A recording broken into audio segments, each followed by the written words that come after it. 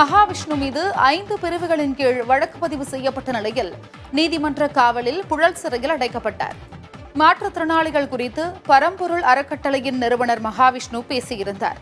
இதுகுறித்து கடந்த 6ஆம் தேதி சைதாப்பேட்டை காவல் நிலையத்தில் மாற்றுத்திறனாளியான விஜயராஜ் என்பவர் புகார் அளித்துள்ளார். அதில் ஆகஸ்ட் 28ஆம் தேதி சைதாப்பேட்டை அரசு மாதிரி மேல்நிலைப் பள்ளியில் உரையாற்ற வந்த மகாவிஷ்ணு மாற்றுத்திறனாளிகளை அவமதித்து பேசியதாக குற்றச்சாட்டு எழுந்தது. இதுகுறித்து புகார் அளிக்கப்பட்ட நிலையில் ஆஸ்திரேலியாவில் இருந்து திரும்பிய மகாவிஷ்ணுவை சென்னை விமான நிலையத்தில் வைத்து காவல்துறையினர் கைது செய்தனர். மேலும் மாற்றுத்திறனாளிகள் உரிமைகள் சட்டம், கலவரத்தை தூண்டுதல், இரு குழுக்களுக்கு இடையே மோதலை தூண்டுதல் உள்ளிட்ட 5 பிரிவுகளின் கீழ் அவர் மீது வழக்கு பதிவும் செய்யப்பட்டது. தொடர்ந்து சைதாப்பேட்டை நீதிமன்ற நீதிபதி வீட்டில் ஆஜர்படுத்தப்பட்ட நிலையில் அவரை வரும் 20ஆம் தேதி வரை நீதிமன்ற காவலில் சிறையில் அடைக்க உத்தரவிடப்பட்டது. இதையடுத்து மகாவிஷ்ணு சென்னை புழல் சிறையில் அடைக்கப்பட்டுள்ளார்.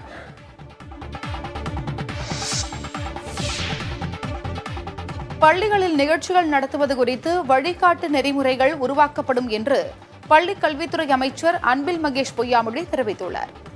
தஞ்சையில் செய்தியாளர்களிடம் பேசிய அவர், மகாவிஷ்ணு விவகாரத்தில் சட்டம் தனது கடமையை செய்யும் என்றார்.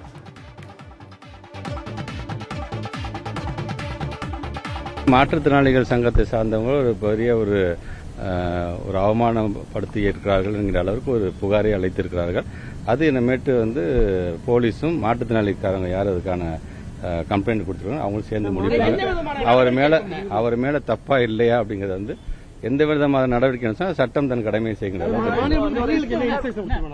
அது மாண்பு தமிழ்நாட்டு முதலமைச்சர் ஏற்கனவே சொல்லியிருக்காங்க. இதுக்குன்னு ஒரு கைட்லைன்ஸ் நம்ம வரையறுக்கணும். ஏன்னா இங்கொன்றும் அங்கொன்றுமா எப்பயாச்சும் இந்த மாதிரி நடந்தும்போது மிகப்பெரிய ஒரு இஷ்யூ ஆயிடும்பொழுது நம்மளை பொறுத்த வரைக்கும் இந்த சாதி மதம் பார்க்காத ஒரு ஸ்டேட்டாக, ஒரு அமைதியான ஒரு ஸ்டேட்டாக நம்ம இருக்கும்பொழுது இந்த மாதிரியான ஒரு மூட நம்பிக்கையை தூண்டுகின்ற விதத்தில் சொல்றது எந்த விதத்திலும் நம்ம ஏற்றுக்கொள்ள முடியாது. நேற்று ஆசிரியர் கூட ரொம்ப அழகாக ஒரு அறிக்கை விட்டிருக்கிறாரு.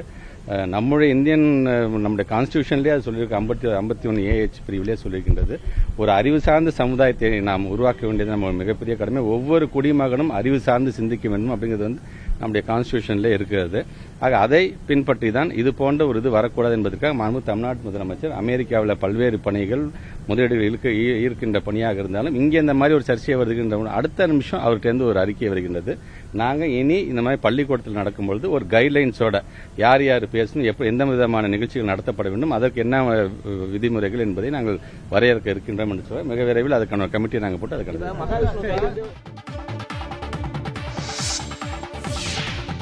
மகாவிஷ்ணு பேசியது அவருடைய சொந்த கருத்து என கூறியுள்ள நாம் தமிழர் கட்சியின் தலைமை ஒருங்கிணைப்பாளர் சீமான், அவரை பள்ளியில் பேச ஒப்புதல் அளித்தவர் மீது ஏன் நடவடிக்கை எடுக்கவில்லை என கேள்வி எழுப்பியுள்ளார். மகாவிஷ்ணு எனக்கு தெரியும். மகாவிஷ்ணு அந்த தம்பி எனக்கு தெரியும். அவர் இது பள்ளிக்கூடத்தில் ஆன்மீகம் சொல்றதுக்கு வரல. அவர் யோகா சொல்லிக் கொடுப்பாரு. அவருக்கு தனியாக மடம் வச்சிருக்கிறாரு. பல்வேறு இடங்கள் நாடுகள் எல்லாம் போய் அவர் சொல்றாரு. அவருடைய கருத்து. இப்போ என்னுடைய அரசியல் கருத்தை எல்லாரும் ஏற்கணுங்கிறது இல்லை. அது அவருடைய கருத்து. நம்ம ஏற்கிறோம் எதிர்க்கிறோங்க வேற. பள்ளிக்கூடத்துக்கு அவராக போனாரா? அவர் அழைச்சவர் யாரு? அனுப்புனவர் யாரு? தானே கேள்வி. அழைச்சவர் மேல அனுப்புனவர் மேல நடவடிக்கை எடுக்கப்பட்டிருக்க. முதன்மை கல்வி அதிகாரியினுடைய ஒப்புதலோட தான் நான் வந்திருக்கேன்னு அவர் அந்த தர்க்கத்திலே சொல்றாரு.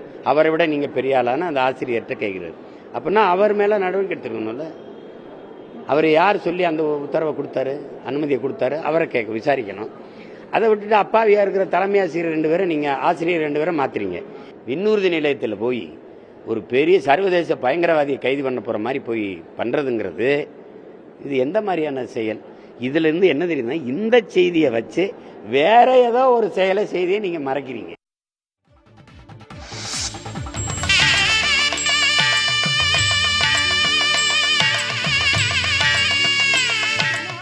திருப்பூர் காட்டான் தோட்டம் பகுதியில் ₹1 மாலையை அணிவித்து விநாயகர் சிலை வைக்கப்பட்டு வழிபாடு நடத்தப்பட்டது.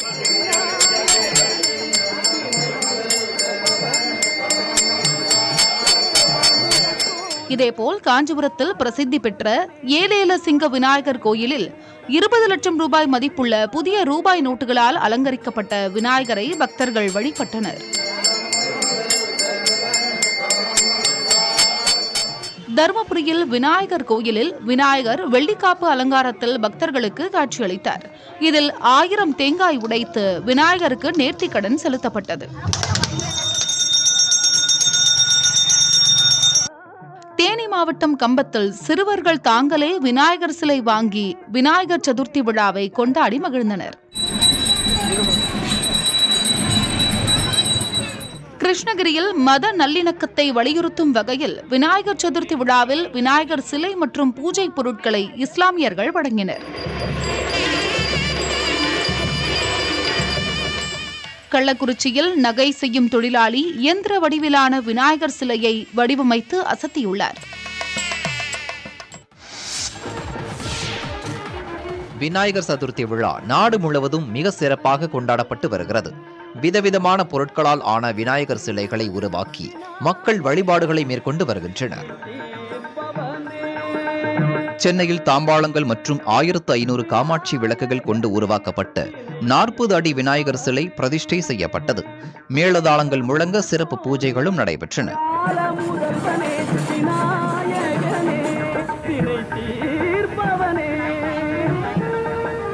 விநாயகர் சதுர்த்தியை முன்னிட்டு பூரி கடற்கரையில் மணர் சிற்பக் கலைஞர் சுதர்ஷன் பட்நாயக் விநாயகர் உருவத்தை சிறப்புற உருவாக்கியுள்ளார்.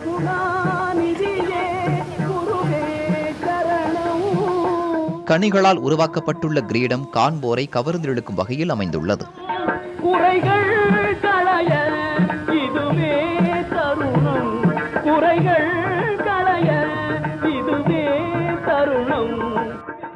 தெலங்கானா மாநிலம் ஹைதராபாத்தில் 70 அடி உயர விநாயகர் சிலை பிரதிஷ்டை செய்யப்பட்டு சிறப்பு பூஜைகள் நடைபெற்றன.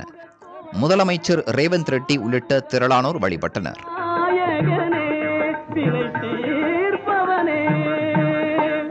மேற்கு வங்கம் கொல்கத்தாவில் விநாயகர் சதுர்த்தியை முன்னிட்டு 500 கிலோ எடை கொண்ட லட்டை தயார் செய்துள்ளது ஒரு இனிப்புகள் விற்பனையகம். மிகப்பெரிய இந்த லட்டை திரளான மக்கள் கண்டுகளித்து செல்கின்றனர். எல்லை தாண்டி மீன் பிடித்ததாக புதுக்கோட்டையை சேர்ந்த 14 மீனவர்களை இலங்கை கடற்படையினர் கைது செய்துள்ளனர். புதுக்கோட்டை மாவட்டம் ஜெகதாப்பட்டினத்திலிருந்து 3 விசை படகுகளில் 14 மீனவர்கள் மீன்பிடிக்க சென்றுள்ளனர். நெடுந்தீவு அருகே மீன்பிடித்துக் கொண்டிருந்த அவர்களை எல்லை தாண்டி மீன் பிடித்ததாக கூறி இலங்கை கடற்படையினர் கைது செய்துள்ளனர். அவர்களது விசை படகுகளையும் பறிமுதல் செய்துள்ளனர். கைது செய்யப்பட்ட மீனவர்கள் காங்கேசன் துறை கடற்படை முகாமிற்கு அழைத்து செல்லப்பட்டு அவர்கள் அனைவரும் யாழ்ப்பாணம் மீன்வளத்துறை அதிகாரிகளிடம் ஒப்படைக்கப்பட்டதாகவும் இலங்கை கடற்படை அதிகாரிகள் தெரிவித்துள்ளனர்.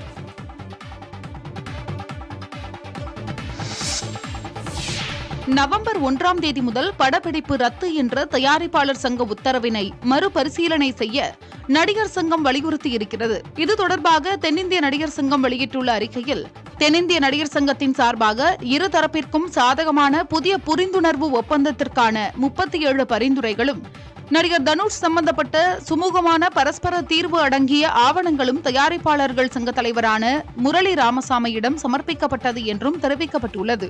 மேலும் இது தொடர்பாக விரைவில் தயாரிப்பாளர்கள் நடிகர்கள் இடையே ஒரு தீர்மானம் எட்டப்பட்டு ஒரு புதிய புரிந்துணர்வு ஒப்பந்தம் கையெழுத்தாகும் என எதிர்பார்ப்பதாகவும், திரைத்துறை தொழிலாளிகள் எவருக்கும் பாதிப்பு ஏற்படாத வகையில் தொடர்ந்து பணிகள் சுமூகமாக நடைபெற தமிழ் திரைப்பட தயாரிப்பாளர்கள் சங்கம் வழிவகுக்கும் என நம்புவதாகவும் கூறப்பட்டுள்ளது.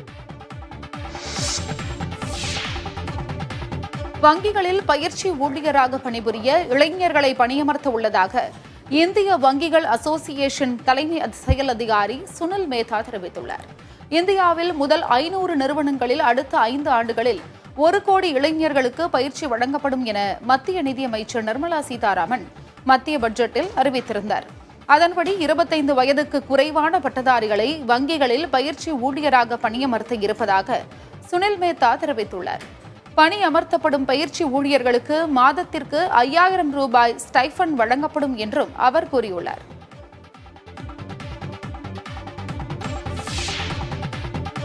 உத்தரப்பிரதேசம் மாநிலம் லக்னோவில் 3 மாடி கட்டடம் இடிந்து விழுந்ததில் ஒருவர் பலியானார். தரைத்தளத்தில் பராமரிப்பு பணிகள் நடைபெற்றபோது கட்டடம் இடிந்து விழுந்துள்ளது. இதில் 15 பேர் காயமடைந்த நிலையில் மேலும் சிலர் இடிபாடுகளில் சிக்கியிருப்பதாக கூறப்படுகிறது. தேசிய மற்றும் மாநில பேரிடர் மீட்புப் படையினர் மீட்புப் பணியில் ஈடுபட்டு வருகின்றனர். மருந்து பொருட்களை சேமித்து வைக்கும் குடோனாக இருந்த இந்த கட்டடம் மாலை 5 மணியளவில் இடிந்து விழுந்தது. மீட்பு பணிகளை துரிதப்படுத்த அதிகாரிகளுக்கு முதலமைச்சர் யோகி ஆதித்யநாத் உத்தரவிட்டுள்ளார்.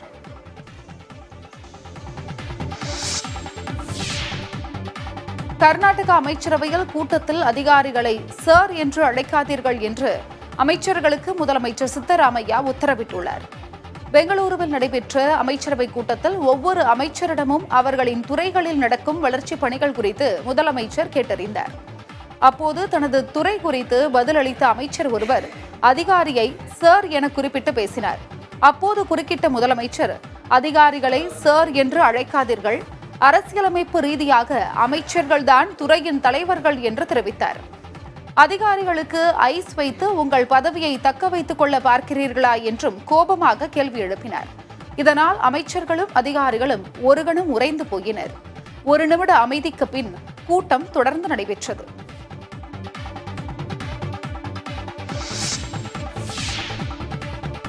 கிருஷ்ணகிரி அருகே சமூக ஆர்வலர்கள் என்ற பெயரில் கல்குவாரி உரிமையாளர்களுக்கு மிரட்டல் விடுத்தது குறித்து புகார் எழுந்த நிலையில் மாவட்ட கூடுதல் காவல் கண்காணிப்பாளர் விசாரித்து வருகிறார். கொத்தூர் கிராமத்தில் இயங்கி வரும் கல்குவாரிகளால் வீடுகளில் விரிசல் ஏற்படுவதாகவும் சம்பந்தப்பட்ட கல்குவாரி மீது நடவடிக்கை எடுக்க கோரியும் கடந்த சில நாட்களுக்கு முன்பு கிராம மக்கள் வீடுகளில் கருப்பு கொடி கட்டி எதிர்ப்பு தெரிவித்தனர். போராட்டத்தில் ஈடுபட்ட கிராம மக்களுடன் அதிகாரிகள் பேச்சுவார்த்தை நடத்தினர்.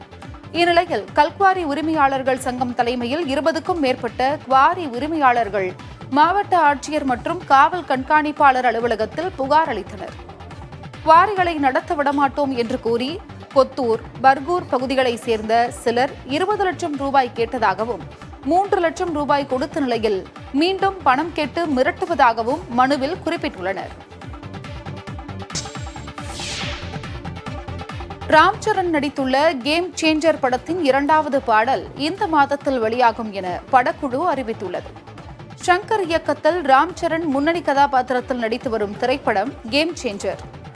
இதில் கியாரா அத்வானி, எஸ்.ஜே. சூர்யா, ஜெயராம், நாசர் உள்ளிட்டோர் முக்கிய கதாபாத்திரத்தில் நடித்துள்ளனர். முதல்வன் படத்தை போல் இந்த படமும் பொலிட்டிக்கல் த்ரில்லர் படமாக உருவாகி வருகிறது. சமீபத்தில் இந்த படத்திற்கான டப்பிங் பணிகள் தொடங்கி நடைபெற்று வருகிறது. இந்தியன் 2 படத்திற்கு பிறகு ஷங்கரின் இயக்கத்தில் இந்த படம் வருவதால் எதிர்பார்ப்பு அதிகரித்துள்ளது.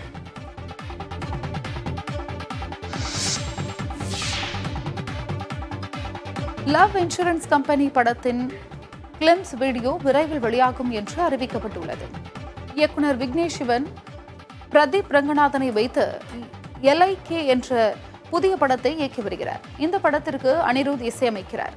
இதில் பிரதீப்புக்கு ஜோடியாக நடிகை கீர்த்தி செட்டியும் முக்கிய கதாபாத்திரத்தில் எஸ்.ஜே. சூர்யாவும் நடிக்கின்றனர். முழுக்க டெக்னாலஜியை மையப்படுத்தி இருப்பதால் இந்த படம் சயின்ஸ் ஃபிக்ஷனுடன் இணைந்த காதல் கதையாக இருக்கலாம் என்று எதிர்பார்க்கப்படுகிறது.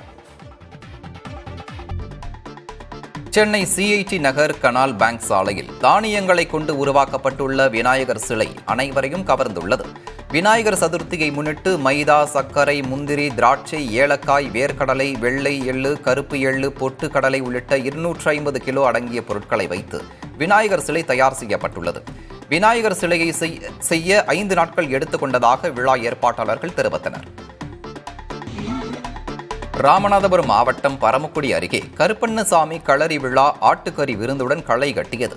மருந்தூர் கிராமத்தில் அமைந்துள்ள ஸ்ரீ கடம்படி முத்தையா கருப்பண்ணசாமி ஆவணி மாத களரி விழாவை முன்னிட்டு 108 ஆடுகளை கருப்பண்ணசாமிக்கு பலியிட்டு நேர்த்தி கடனை செலுத்தினர். அதன் பின்பு 2000 கிலோ ஆட்டு இறைச்சியை சமைத்து திருவிழாவிற்கு வருகை தந்த அனைவருக்கும் கறி விருந்து பரிமாறப்பட்டது.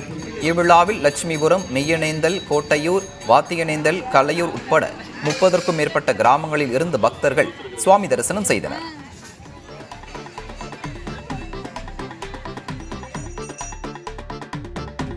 சென்னை பூவிருந்தவள்ளி அருகே நாகத்தம்மன் ஆலயத்தில் ஆடி திருவிழா விமர்சையாக கொண்டாடப்பட்டது. 5 டன் மலர்களால் அலங்கரிக்கப்பட்ட விநாயகர், முருகன், அம்மன், சிவன் சிலைகள் ஊர்வலமாக எடுத்து செல்லப்பட்டன. காப்பு கட்டி விரதமிருந்து 500க்கும் மேற்பட்ட பெண் பக்தர்கள் பால்குடம் ஏந்தி ஊர்வலமாக சென்றனர். பின்னர் அம்மனுக்கு பால் அபிஷேகம் செய்து நேர்த்தி கடனை செலுத்தினர்.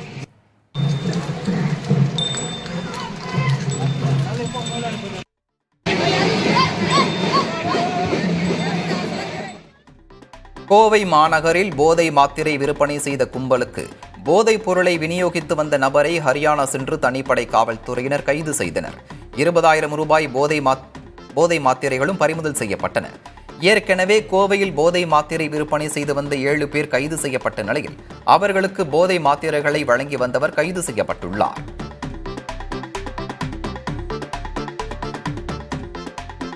கொடைக்கானல் மலை உச்சியில் தென்பட்ட சூரிய வளையத்தில் பொதுமக்கள் கண்டு ரசித்தனர். நண்பகல் வேளையில் சூரியனை சுற்றி ஒளிவட்டம் தென்பட்டது. வளிமண்டலத்தின் மேலடுக்கு சுழற்சியில் ஏற்பட்டுள்ள குளிர்காற்றின் திவளைகள் மீது சூரியனின் ஒளிக்கதிர் பட்டு சூரியனை சுற்றி கோட்டை கட்டியது போல ஒளிவட்டம் தெரிந்தது. இது பார்ப்போரை வெகுவாக கவர்ந்தது.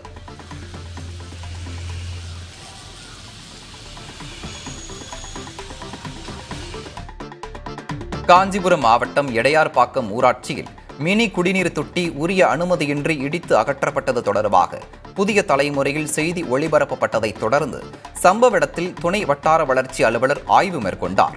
எடையார்பாக்கம் ஊராட்சியில் வசிக்கும் மக்களின் குடிநீர் தேவைக்காக ஆழ்துளை கிணறுடன் குடிநீர் தொட்டியும் அமைக்கப்பட்டன. ஆழ்துளை கிணறுக்கான மின் மோட்டார் பழுதடைந்த நிலையில் குடிநீர் தொட்டி பயனற்று இருந்தது. இதைத் தொடர்ந்து ஊராட்சி நிர்வாகம் மின் மோட்டார் பழுதை சீரமைக்காமல் அனுமதியின்றி தொட்டியை இடித்து அகற்ற முயன்றுள்ளனர். இதனால் அப்பகுதி மக்களுக்கு குடிநீர் தட்டுப்பாடு ஏற்படும் அபாயம் ஏற்பட்டிருப்பதாக புதிய தலைமுறையில் செய்தி வெளியிடப்பட்டது. இதைத் தொடர்ந்து மண்டல துணை வட்டார வளர்ச்சி அலுவலர் அங்கு ஆய்வு மேற்கொண்டார்.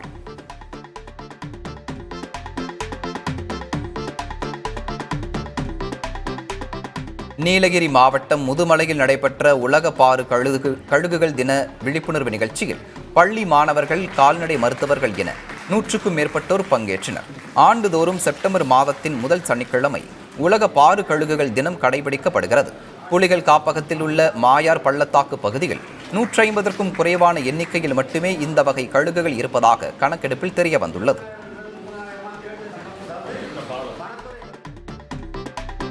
உலக பாரு கழுகுகள் தினத்தை ஒட்டி சத்தியமங்கலம் புலிகள் காப்பகத்தில் தன்னார்வ அமைப்புகள் சார்பில் விழிப்புணர்வு ஏற்படுத்தப்பட்டது.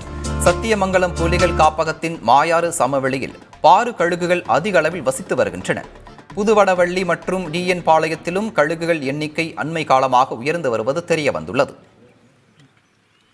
டைக்ளோபினோ மருந்துகளை உட்கொள்ளும் இறந்த மாடுகளின் உடலை சாப்பிடுவதால் கழுகுகள் இறந்து விடுகின்றன.